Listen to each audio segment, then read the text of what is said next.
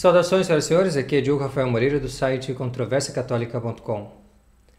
Nas discussões que têm sucedido em meios católicos, depois da declaração que a atriz Cássia Kiss fez no programa da Fátima Bernardes, que circulou muito pela internet, na qual ela se coloca muito em favor da família e inclusive dá um grande testemunho em favor da fé católica e também da missa tradicional e dos valores tradicionais que a Igreja Católica sempre defendeu, há coisas que são dignas de aplauso e outras que são dignas de censura. Eu me refiro justamente aos desdobramentos, não ao que ela disse, porque o que ela disse merece aplauso. É a parte aqui da nossa história que merece os nossos maiores cumprimentos. Nós ficamos muito felizes com o grande testemunho da Cássia Kiss, que, também fazendo uma reparação pública dos seus feitos passados, ela agora se ergue realmente como uma cristã altiva e humilde ao mesmo tempo. Altiva porque sabe que está com a verdade, porque Cristo é a verdade, e esta verdade nós chegamos ao seu conhecimento na igreja, que é coluna e fundamento da verdade, a Igreja de Cristo, que é a mesma coisa que a Igreja Católica. Então, altiva sim, porque sabe da dignidade de uma cristã, e ao mesmo tempo humilde, sabendo se colocar, sabendo o seu papel, né? Que é o papel de um católico qual é? É buscar se santificar na Santa Igreja, rezando o terço, aprendendo com a Igreja. Ela fala que está estudando latim, a língua da Igreja, a língua católica por excelência. Fala que ama a missa tridentina, que ama, enfim, estar nesse ambiente em que temos famílias católicas, famílias numerosas. Nada mais católico do que isso. O papel realmente de uma católica: dar o testemunho de Cristo com alegria, como é linda a fé católica, e com humildade. Uma humildade encantadora e que eu acredito que vai fazer tanto bem a tantas almas que se deparam com essa mensagem. Então, realmente, merece aplauso. É luz nas trevas, realmente. É de fato sal, sal que tem o seu sabor. E que nós percebemos a grande diferença entre o discurso de uma pessoa católica e o discurso do mundo. Mas o que merece censura? O que merece censura, não digo no seu discurso merece aplauso, apenas aplauso. O que merece censura é o que certos grupos de católicos, até ditos conservadores, têm dito por aí na internet em decorrência das suas declarações. Chamam-se católicos, mas na verdade deveríamos chamar de neocatólicos, porque eles são de ontem, porque eles não são tradicionais, e a Igreja Católica, ela é tradicional. Ela vem lá de Cristo, dos apóstolos, e de mão em mão vem sendo transmitida a mensagem de Cristo por meio da Igreja Católica, ou seja, a transmissão é tradição. A Igreja Católica é tradicional, ela conserva a mesma verdade. Ela comunica a cada época a mesma verdade. Sempre, ela é tradicional. A Cássia Kiss, ela representa esse catolicismo tradicional. Só que há um estranhamento, há um choque entre o catolicismo da Cássia, que ela professa hoje em dia, e esse catolicismo, neocatolicismo, na verdade, que desde os anos 60, junto com toda a rebelião marcada por esses anos 60, infelizmente, vem sendo apresentado, sendo trazido, sendo proposto como se fosse o catolicismo de sempre, mas que na verdade é uma inovação. É o catolicismo implantado, criado no Concílio Vaticano II. E o contraste que há entre o catolicismo tradicional e esse neocatolicismo é muito fácil de perceber. Por exemplo, se você vê aquilo que a própria Cássia está falando sobre famílias numerosas. Onde, eu pergunto, onde que você vai encontrar estas famílias numerosas? É na igreja aqui da esquina, aquela igreja católica ali, a paróquia não sei o que, paróquia não sei o que lá, que tem missa em português, a missa nova, todos os domingos, que as pessoas do lugar aí todas vão para lá, etc. É nessa missa que você encontra famílias assim com mais de 10 filhos? Essas famílias de que a Cássia Kiss está falando? Nessa igreja católica? Não. Nessa Igreja Católica, devido ao fato desses católicos serem neocatólicos, ou seja, seguirem mudanças que foram implantadas a partir dos anos 60 com o Concílio Vaticano II, há controle no número de filhos, ao discernimento, a partir do discernimento dos pais. Então, você dificilmente vai achar famílias numerosas nestas comunidades, capelas, paróquias. Dificilmente, porque os neocatólicos, eles são pelo controle da natalidade. Eles são pela restrição no número de filhos. E é porque eles são católicos rebeldes, são católicos ruins? Não, é porque eles escutam aquilo que os neopadres, os neobispos e os neopapas que se vêm sucedendo dos anos 60 para cá ensinam. Você não precisa ser um perito para saber disso. Eu, como fui seminarista por algum tempo, tive contato com os sacerdotes e nós sabemos que eles instruem as pessoas justamente nesse sentido de restringir o número de filhos. Não ficar fazendo escadinha, ter um filho atrás do outro. Isso não combina com os tempos modernos. Mas de onde que eles tiraram isso? Por que eles vêm agora com essas coisas, essas novidades, essas heresias que a igreja nunca ensinou? Porque a igreja sempre ensinou o contrário, que nós devemos, como diz nosso Senhor, como diz Deus na Sagrada Escritura, devemos multiplicar. O matrimônio, o casamento, ele é feito para o quê? Fim primário, primeiro objetivo do casamento, ter filhos e educar esses filhos de acordo com a fé católica. Então esse é o objetivo do matrimônio, mas não é isso que esses padres ensinam. Por quê? Porque nos anos 60 os neocatólicos, então, publicaram, dentre outras coisas, no seu Concílio Vaticano II, um documento chamado Gaudium et Spes. Se você pesquisa nesse documento, Gaudium et Spes, número de filhos, ali você vai encontrar justamente eles falando na importância dos pais controlarem o número de filhos.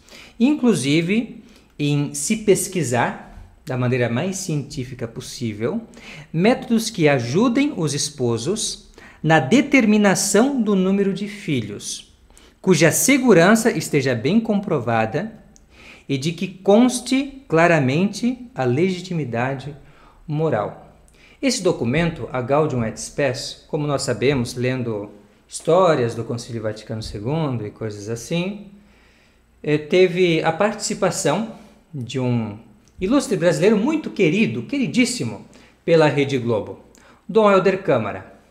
Dom Helder Câmara, ele, nas suas circulares, que ele enviava aos seus colegas enquanto estava participando da redação da Gaudium et Spes e nos bastidores do Concílio Vaticano II, influenciando, dando entrevistas e tantas outras coisas que ele fazia, conspirando, como ele mesmo vai dizer, ali, nessas circulares, ele vai inclusive fazer piadas com relação à doutrina tradicional da igreja, que diz que você tem que procriar, procriar, procriar.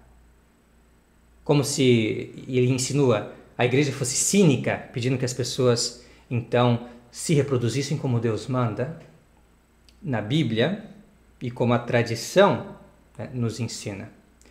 Então, esse concílio, esse documento, essa tal de Gaudium et Spes, vem com essa história agora de, bem, vamos estudar novos métodos para a determinação do número de filhos. E aí nós temos já os centros de planejamento familiar, por exemplo, que usam o método natural para justamente restringir o número de filhos. E começa então a entrar na igreja essa mentalidade de que, bem, o casamento ele é mais para a união dos esposos e todo um romantismo, toda uma teologia do corpo, em vez de ser principalmente, como é o ensinamento da tradição, ser para ter filhos e educá-los na fé católica.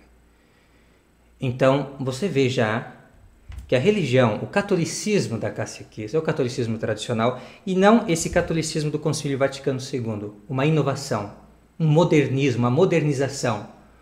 Justamente o que? Extrapolar da tradição que nós recebemos dos nossos antepassados. Mas o que merece ainda maior censura, então, além dessas mudanças que aconteceram nos anos 60, é saber que tem pessoas que se dizem conservadoras, como esse pessoal aqui, ó. Estamos aqui no Facebook, tem esse tal de Liga da Justiça Católica, assim mesmo que está escrito, apenas estou lendo. Liga da Justiça Católica. E ele apresenta o texto de um tal de O Catequista, no qual ele vai criticar a Cássia porque ela falou que a missa tridentina, a missa em latim, vem dos apóstolos.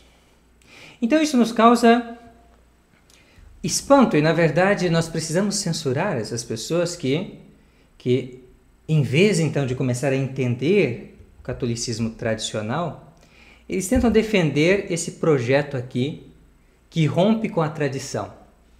E assim eles tentam atacar a tradição para poder justificar a inovação. Eles vivem fazendo isso. E como é que eles vão fazer isso? Engraçado.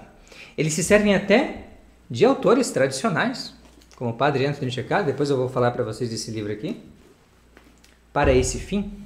Eles vão criticar então que a Cássia falou que a missa tridentina, que é a missa dos apóstolos, né? Missa tridentina, vão criticar, segundo eles isso é mentira, eles até colocaram o nariz de Pinóquio aqui, olha só, dizendo que é mentira, a missa tridentina é a missa dos apóstolos, aí colocaram um Pinóquio, para dizer que ela é mentirosa por ter dito isso, porque os apóstolos não diziam introibo ad altare Dei, não tinha último evangelho, como nós temos na missa tridentina hoje, porque, sobretudo, o argumento deles é que a missa tridentina é em latim e a missa dos apóstolos era em grego, então não é a mesma coisa. Logo, a missa tridentina não é a missa dos apóstolos. Esse é todo o argumento deles. E para utilizar esse argumento, aliás, vamos lá, eles vão citar esse livro aqui, do Padre Cekada. Eu não sei o que me causa mais admiração, se é o testemunho de fé da Cássia Kiss, ou se é o fato de o catequista citar o livro de um padre tradicionalista e, mais que isso, ainda melhor, sedevacantista, que é o Padre Anthony Cekada. Ele cita um livro em inglês e faz uma tradução livre do inglês. Nós temos aqui uma tradução que nós fizemos, também a partir do inglês, tá, do livro do Padre Cekada, está aqui em português, na íntegra, Obra de Mãos Humanas, veja que é um livro bastante volumoso. Nós traduzimos ele em uma equipe, junto com outros amigos nossos, do Seminário São José. Esse livro, no momento, ele não está disponível, ele está esgotado, mas, se Deus quiser, no final desse mês ou no mês que vem, já deve ser mais uma reimpressão dele, tá bom? Então, quem quiser reservar, pode entrar em contato com a gente, tá? Que a gente reserva e informa depois, quando vier a próxima reimpressão dele.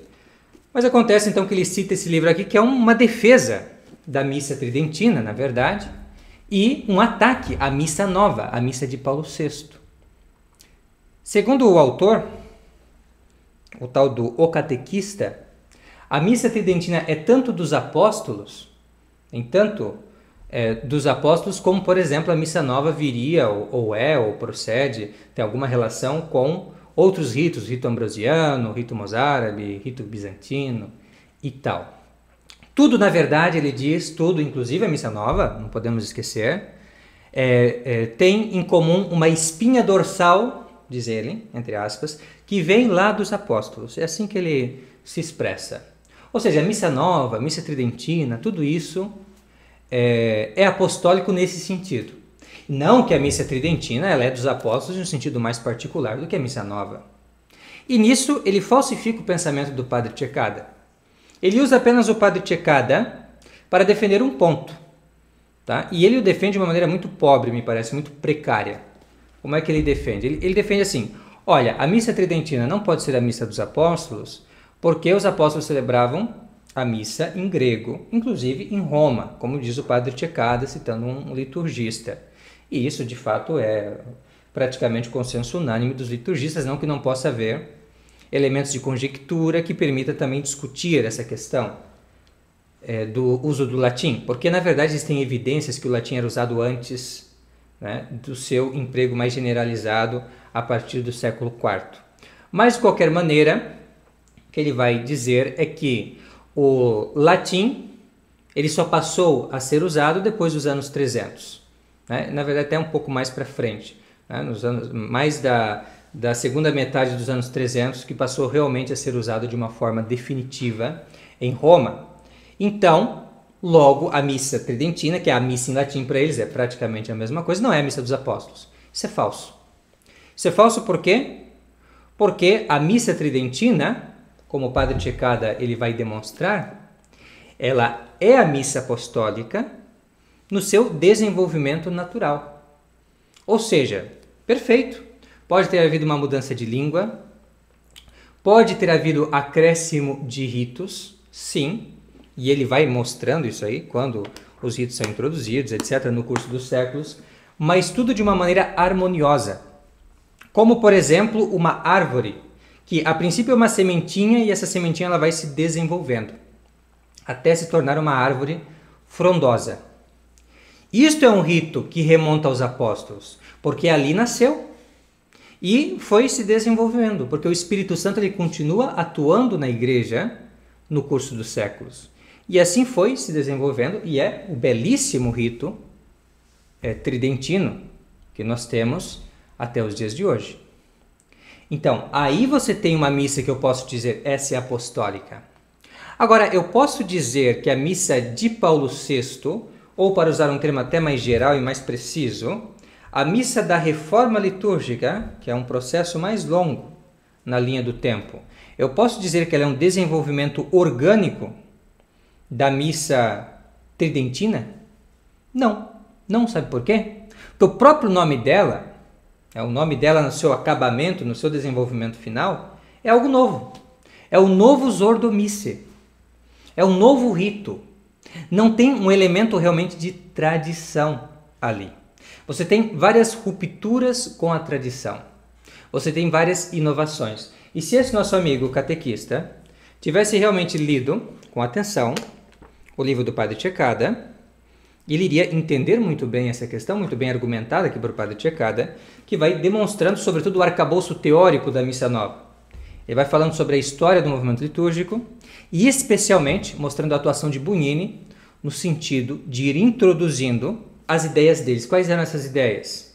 De que a missa é uma ceia e uma assembleia celebrante, uma noção que vem do judaísmo, da sinagoga, e especialmente do protestantismo. O autor que propôs isso nos anos 50, nos meios católicos, se chama Louis Bouyer.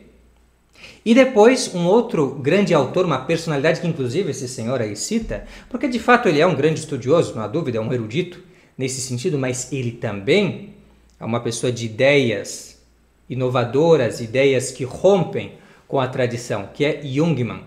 Jungmann, ele via a Idade Média, todo esse desenvolvimento maravilhoso que aconteceu na liturgia, com o passar dos séculos, como uma corrupção. E assim, nós precisamos voltar atrás. Nós precisamos ir tirando as folhas, precisamos ir quebrando os galhos, ir cortando o tronco da árvore para ela voltar a ser esse grande carvalho, como o Padre Cekada vai explicar numa nota de rodapé, né? Que às vezes pode ser perdida de vista, mas que vale a pena sempre ler tudo, porque sempre tem informações interessantes.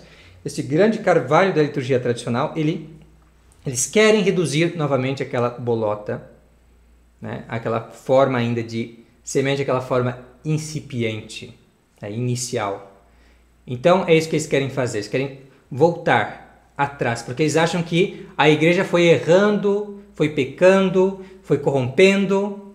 Mentalidade protestante. Então, isso é uma das causas motores da revolução litúrgica que aconteceu, especialmente pelo impulso do Concílio Vaticano II, que gerou o Novus Ordo, a nova missa, a missa nova, a missa de Paulo VI, que Padre Cekada apresenta. E Jungmann também tinha a ideia da pastoralidade. Então a gente precisa de criatividade litúrgica, a gente precisa... Veja só, de um lado ele dizia assim, olha, a missa como está hoje é ruim, a gente tem que voltar ao passado. Esse é um argumento. Quando você quer destruir alguma coisa que a tradição nos legou, você tem dois argumentos. O argumento do passado, a gente tem que voltar ao passado, e o argumento do futuro. Não, a gente tem que pensar no futuro. A gente tem que pensar em mudar o que está aqui para se adaptar melhor ao homem moderno. A pastoralidade. Então começou a ideia da criatividade litúrgica. Agora a gente precisa então ir adaptando a liturgia ao homem moderno. Então são essas ideias nada tradicionais, esse arcabouço teórico que será imensamente influente na criação da missa nova. É isso que o Padre Cekada diz. Então a missa de Paulo VI, Ela não é algo tradicional.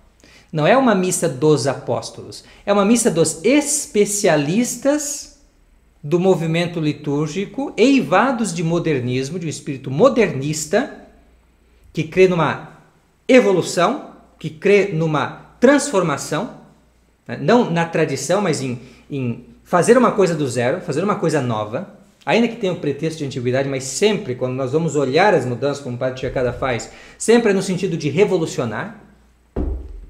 E ecumenista, ou seja, tomar elementos não da tradição católica, mas do protestantismo, do judaísmo e várias outras influências que eles acabam tomando, e o Padre Tchekada vai mostrando de onde que eles tiraram uma coisa, de onde que eles tiraram outra.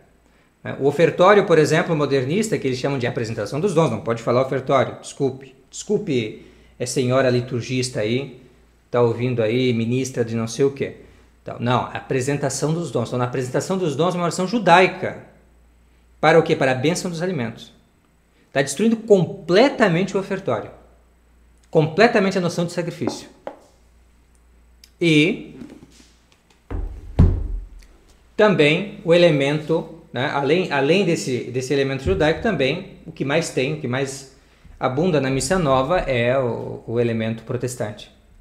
Então, essa noção de ceia, por exemplo, o artigo 7º, né, da Instrução Geral do Missal Romano, muitos consideraram herético, pela sua linguagem, que ele definia a missa não como um sacrifício, mas definia como ceia do Senhor, igual os protestantes, igual Calvino definiu. A verdadeira ceia do Senhor. E assim, então, nós temos que a missa nova, essa missa que essa gente tenta defender aqui, vamos voltar para eles, ela não quer saber da tradição. E você dizer que a missa nova é missa dos apóstolos é ridículo.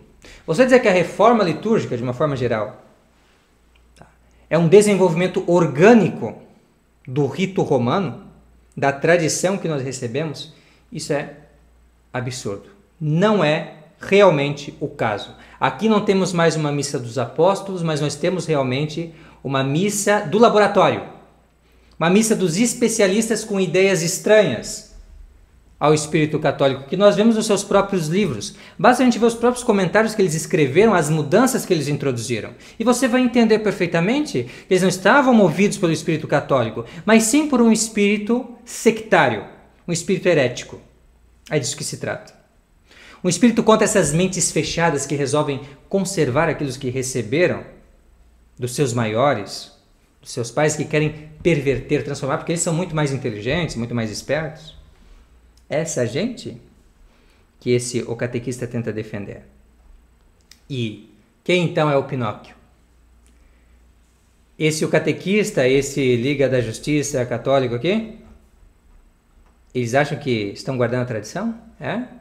Então, deixa eu mostrar que eles estão enganados, eles pensam que estão guardando a tradição.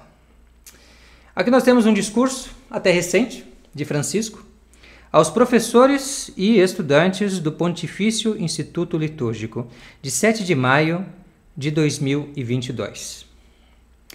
Está disponível em espanhol, em inglês e em italiano, de acordo com o gosto e com a possibilidade de quem deseja consultá-lo. Nós vamos colocá-lo em espanhol porque fica mais fácil a compreensão do texto e a tradução simultânea para o nosso bom português. Então, assim vai dizer Francisco sobre a questão da reforma litúrgica. Isso talvez vai iluminar o entendimento de muita gente que não gosta de entender muito essa matéria. O que se tratou na reforma litúrgica que começou, na verdade, já em 1948 e foi se desenvolvendo, se desenrolando até chegar na missa de Paulo VI.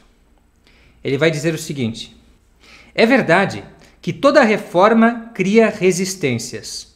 Eu me lembro, era menino, quando Pio XII começou com a primeira reforma litúrgica. A primeira. Se pode beber água antes da comunhão, jejum 1 hora antes. Mas isso é contra a santidade da Eucaristia. Se rasgavam as vestes. Depois, a missa vespertina. Mas como? A missa é para amanhã. A missa é de manhã, pela manhã. Depois, a reforma do Tríduo Pascal.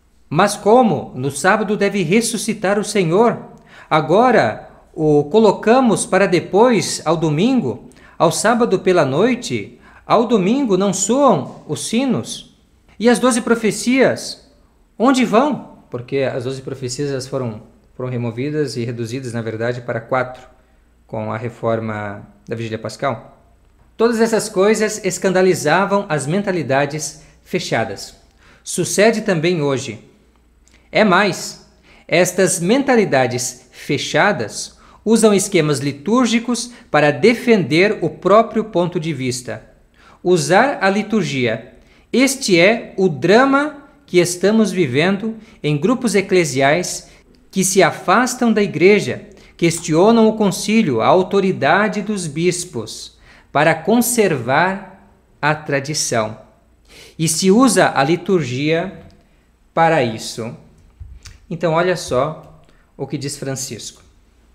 Prestem atenção aqui.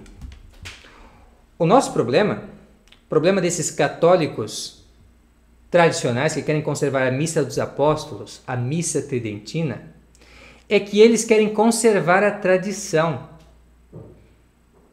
A reforma litúrgica não conserva a tradição.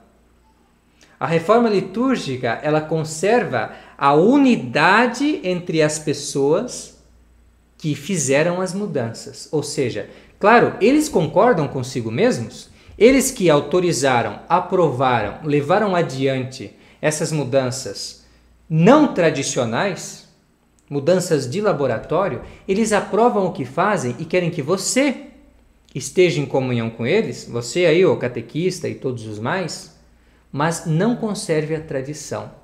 Entendeu? Então, você pode estar junto com eles, olha que legal, você está com os bispos, você está com o Concílio Vaticano II, nossa, quanta honra! Você está com o Concílio Vaticano II, tá? Que destruiu tantas famílias com esse negócio agora de novos métodos para o controle de natalidade, para a determinação do número de filhos a critério dos pais agora, a critério do casal. Vocês, para ficar com essa companhia desastrosa, porque o Vaticano II foi um grande desastre, só você ter olhos para ver. É só você ver o que hoje é católico, que se chama católico hoje em dia, e a diferença comparada com o catolicismo da Cássia Kiss, catolicismo tradicional, catolicismo da missa tridentina, catolicismo de sempre. Para ficar com eles, vocês deixam de conservar a tradição. Vocês ficam com as ideias de Jungmann, com as ideias de Bouyer, com as ideias de Montini, com as ideias de Bugnini. Sim, com eles. Homens, apenas homens. E não com uma tradição imemorial que se perde de vista, nós nem sabemos. Muitas coisas de quando que se introduziu um rito, eu não vou aqui entrar em conversa de peritos, de falar aquilo que da missa tridentina provavelmente é de origem que vem diretamente dos apóstolos, aquilo que é da mais remota antiguidade. Tem muitos elementos assim, não vamos simplificar as coisas, não é bem assim também. Tem coisas muito antigas, até mesmo o emprego do latim.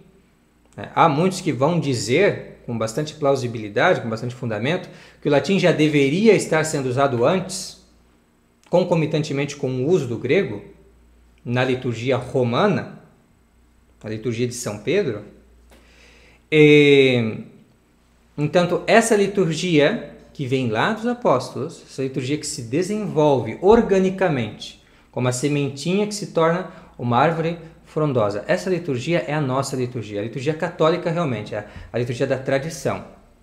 Agora, vocês largam isso para seguir a traição, para seguir ideias dos homens, homens que detestam o rito romano, que detestam a liturgia católica e que querem criar uma coisa à sua própria cabeça que não está dando certo. Não sei se vocês repararam nisso ainda. Não tem dado certo, não tem contribuído para a salvação das almas, para o triunfo e exaltação da Santa Madre Igreja, para a maior glória de Deus. Se vocês apenas notassem isso, quantas discussões inúteis e comportamentos infantis nós deixaríamos de ter? É verdade. Eu espero então que o catequista termine sua leitura do livro do Padre Anthony Ceccardi. Ele terá muitas coisas mais a aprender. Além da questão do latim, terá muitas coisas passo a passo, na verdade, sobre as novidades que foram sendo introduzidas contra a tradição nesta reforma litúrgica cujo acabamento é essa missa nova, que não tem nada de católica, não tem nada de tradicional. Então é isto. Penso que é o suficiente. Novamente, é bom sempre agradecer. Muito obrigado à senhora Cássia Kiss pelo testemunho de fé. Por mais e mais pessoas que deem testemunho público de nosso Senhor Jesus Cristo, Rei. Mais e mais pessoas deem testemunho público da devoção ao Santíssimo Rosário. Que mais e mais pessoas digam a verdade. A fé católica é linda demais. É lindíssima, belíssima. Essa é a nossa Santa Fé Católica. E é ela que nós queremos conservar, e não os erros, as heresias, as novidades do Concílio Vaticano II, que não tem nada de tradicional, nada de católico. É isso então. Muito obrigado, meus caros, pela atenção. Fiquem com Deus e até a próxima. Tchau, tchau.